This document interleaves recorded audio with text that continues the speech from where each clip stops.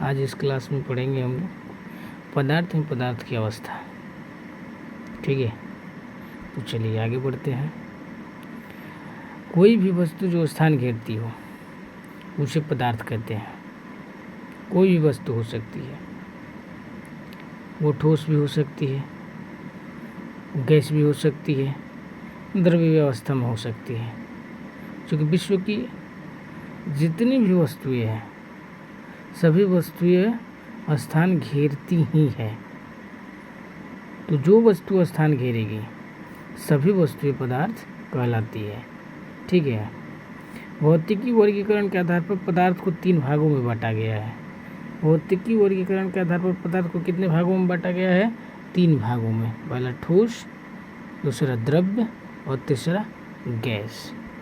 ठीक है, रासायनिक वर्गीकरण के आधार पर पदार्थ की अवस्थाएं क्या होती है भाई? तो रासायनिक वर्गीकरण के आधार पर पदार्थ की अवस्थाएं शुद्ध पदार्थ होती है, जिसे मिश्रण कहते हैं। ठीक है, अगला हमारा हो जाएगा मिश्रण कितने प्रकार के होते हैं? तो जाहिर तौर पर मिश्रण 2 प्रकार के होंगे। एक समांगी मिश्रण होगा, एक विषमांगी मिश्रण होगा। ठीक है, शुद्ध पदार्थ को किसमें विभाजित किया गया है?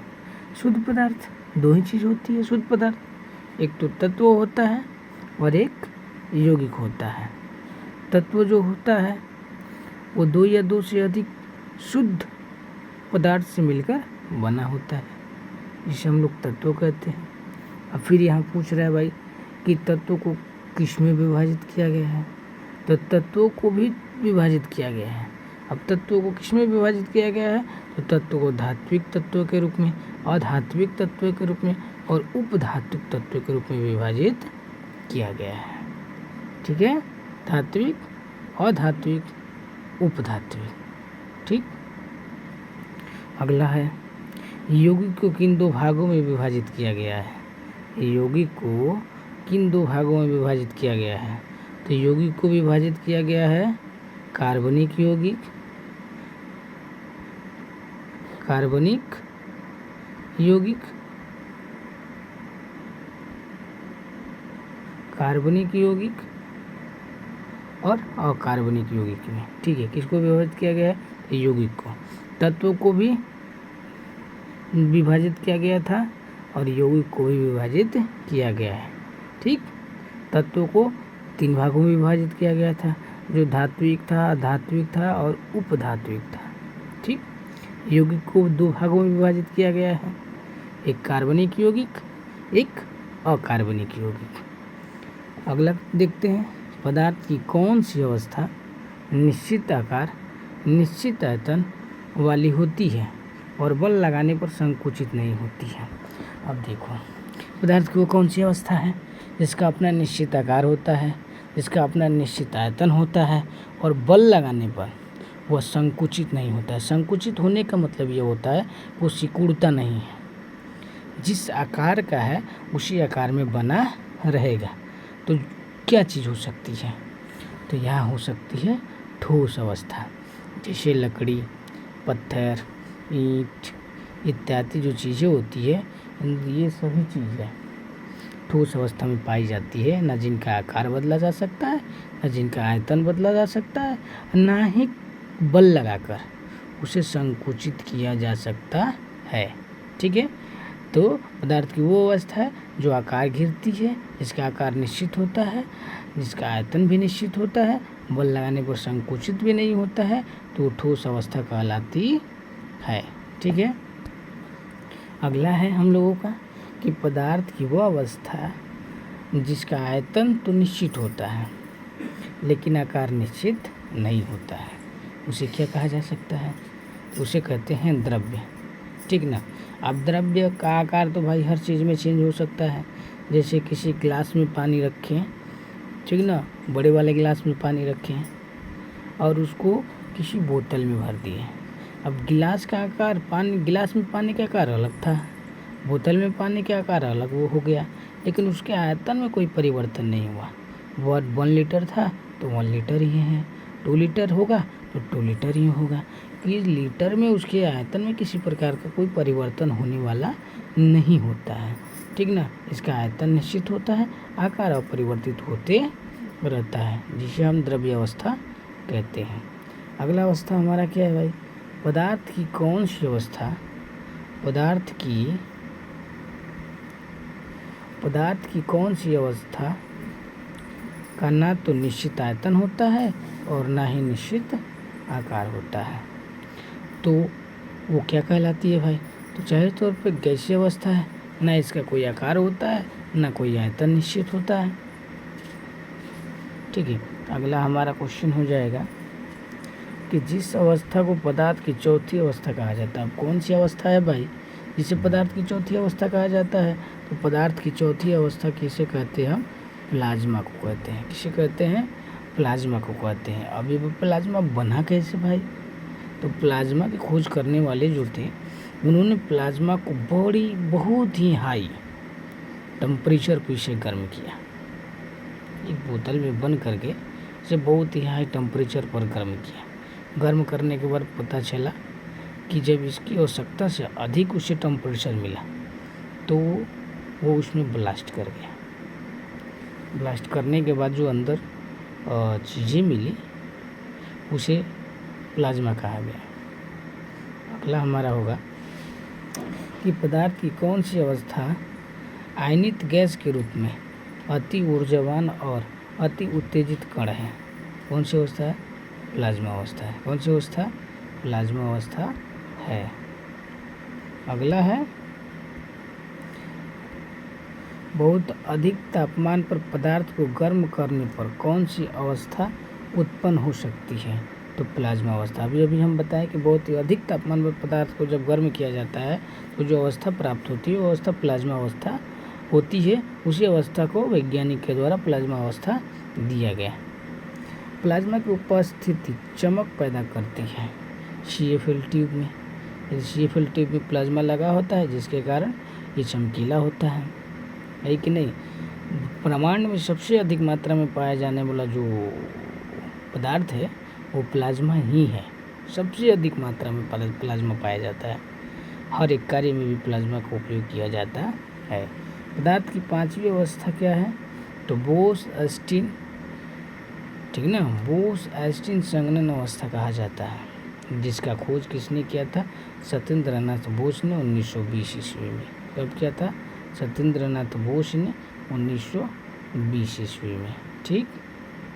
अगला हमारा है कि बोस-आस्टिन अवस्था किससे कैसे बनती है, तो वो प्लाज्मा बनाने के लिए अधिक से अधिक तापमान दिया गया था और बोस-आस्टिन अवस्था बनाने के लिए निम्न से निम्न तापमान तक यानी अत्यंत कम घनत्व वाले गैस के शीतलन सुपर कूलिंग द्वारा इसे प्राप्त किया गया था। उसको हाई टेम्परेचर दिया गया था और इसको बहुत ही कम मात्रा में, बहुत ही नगण्य कम मात्रा में इसे आयतन दिया गया था, जिसके कारण पांचवी अवस्था पाई गई, जिसका खोज किसने किया था, बोस-आस्टिन ने किया था। अगला देखते हैं, वह स्थिर तापमान जिस पर कोई ठोस सामान्य दाब में ऊष्मा अवशोषित करके तरल बन जाता है कहलाता है, उसे ठोस गलनांक कहते हैं। क्या कहते हैं, उसे ठोस गलनांक कहते हैं। यदि शुद्ध ठोस पदार्थ में अशुद्धियाँ मिला दी जाए तो ठोस का गलनांक कम हो जाता है। जाहिर तौर पे किसी भी शुद्ध ठोस पदार्थ में यदि कोई अशुद्धियाँ मिला दी जाए तो उसका गलनांक कम हो जाएगा। जैसे कुछ ले लो, शुद्ध पदार्थ ही कोई ले लो, शुद्ध ठोस पदार्थ कोई ले लो, जिसे तुम गर्म कर रहे हो और गर्म करने के पश्चात उसमें किसी प्रकार का कोई अशुद्धियाँ जिसे गैंग कहा जाता है उसमें मिला दो तो देखो अपने आप उसका तापमान कम हो जाएगा, गलनांक कम हो जाएगा।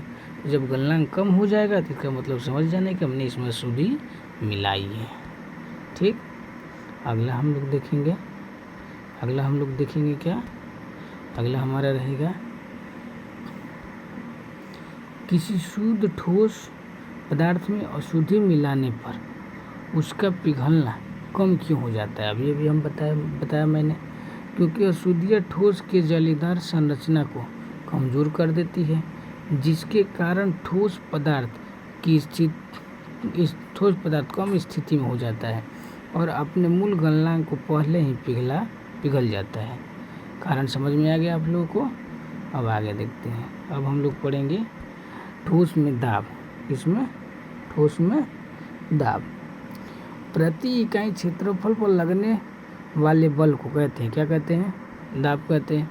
प्रति इकाई क्षेत्रफल पर लगने वाले बल को दाब कहते हैं। आपने अपने हाथों से एक क्या किया, दीवार पर धक्का दिया तो आपने बल लगाया और किसी एक पार्टिकुलर क्षेत्रफल पर ही बल लगाया। वही यहाँ बोले कि प्रति इकाई क्षेत्रफल पर लगने वाले बल को ही हम क्या कहते हैं? दाब कहते हैं। सतह के लंबवत किसी वस्तु पर लगाया गया शुद्ध बल दाब कहलाता है। क्या कहलाता है? दाब कहलाता है। दाब बराबर क्या होता है, यानी पास्कल बराबर क्या होता है भाई? तो पृष्ठ के लंबवत बल और पृष्ठ के क्षेत्रफल जिस पर लगाए हैं बल, वो बल और जितने पार्टिकुलर जगह यानी क्षेत्रफल पर बल लगा है वो, जिसे क्या कहते हैं हम लोग? दाब कहते हैं। दाब बराबर पृष्ठ पर लगा बल और पृष्ठ के क्षेत्रफल बटा में पृष्ठ के क्षेत्रफल। दाब का एसआई मात्रक क्या होता है? तो दाब का एसआई मात्रक न्यूटन प्रति मीटर होता है। क्या होता है? न्यूटन प्रति मीटर स्क्वायर या पास्कल से नाम से जाना जाता है। तो देखो आज का जो एग्ज़ाम रह गया है, आजकल के एग्ज़ाम में पास्कल बहुत कम देखने को मिला है। पास्कल नाम मात्रा को देखने को मिल रहा है ऑप्शन में। सबसे ज़्यादा आपको देखने को मिलेगा क्या?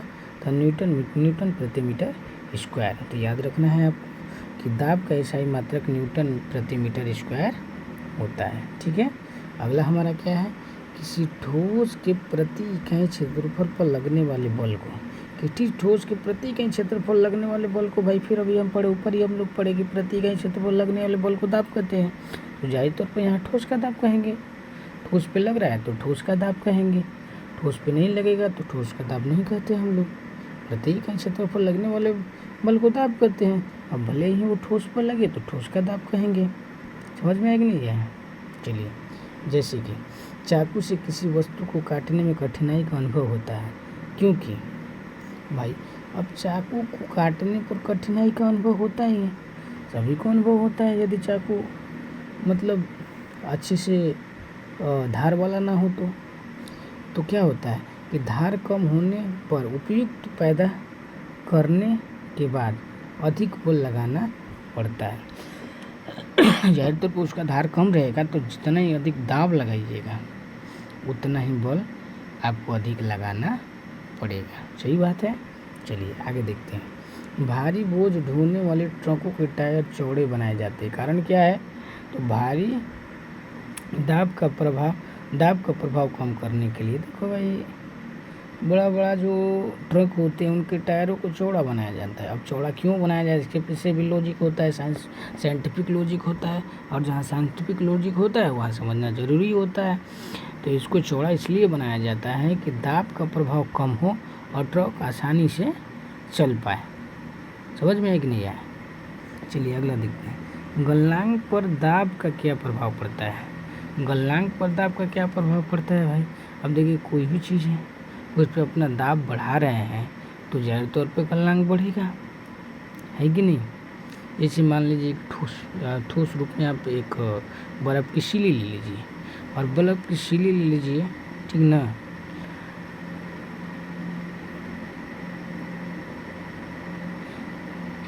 जितना ही उस पर आप दाब बढ़ाइएगा, जितना ही दाब लगाइएगा, उसका गलनांक उतना ही बढ़ेगा। ऐसे समझ में नहीं आ रहा है तो आगे देखते हैं हम लोग।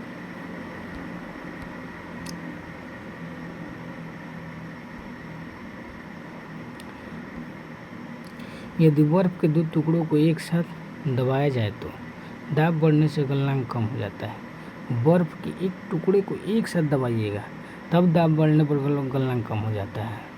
समझ में है कि नहीं है? दाब बढ़ने से क्या होता है? गलनांक कम हो जाता है। पहाड़ पर रखी बर्फ़ नीचे से पिघल जाती है क्योंकि नीचे दाब अधिक होने के कारण गलनांक कम हो जाता है। पहाड़ पर रखी बर्फ़ नीचे से पिघल जाती है, कारण क्या है भाई? तो कारण ये है कि नीचे दाब अधिक होने के कारण गलनांक कम हो जाता है। अगला, गर्म करने पर जिन पदार्थों के आयतन में वृद्धि होती है, दाब बढ़ने पर, गर्म करने पर जिन पदार्थों की आयतन में वृद्धि होती है, तो दाब बढ़ने पर क्या होता है, दाब बढ़ने पर उनका गलनांक बढ़ जाता है। क्या होता है, दाब बढ़ने पर उनका गलनांक बढ़ जाता है। ठीक है, जैसे मोम, घी, डालडा, नारियल तेल इत्यादि। ठीक, परंतु कुछ पदार्थ ऐसे होते हैं जिनको गर्म करने पर आयतन में कमी होती है, दाब बढ़ाने पर उसका गलनांक कम हो जाता है। दाब बढ़ाने पर उनका गलनांक क्या हो जाता है, कम हो जाता है। ढलवा लोहा या बिस्माथ और बर्फ। ठीक ना, गर्म करने पर आयतन में कमी हो गया, जहाँ आयतन में कमी होगी तो दाब बढ़ाने पर भी उनका गलनांक कम हो जाएगा। अभी ऊपर हम लोग पढ़े हैं, बहता हुआ हिमखंड ऊपर से नहीं पिघलकर नीचे से पिघलता है, क्योंकि नीचे के तल पर अधिक दाब के कारण नीचे के बर्फ का गलनांक कम हो जाता है। जब क्या होता है, उसका गलनांक कम हो जाता है। ठीक है।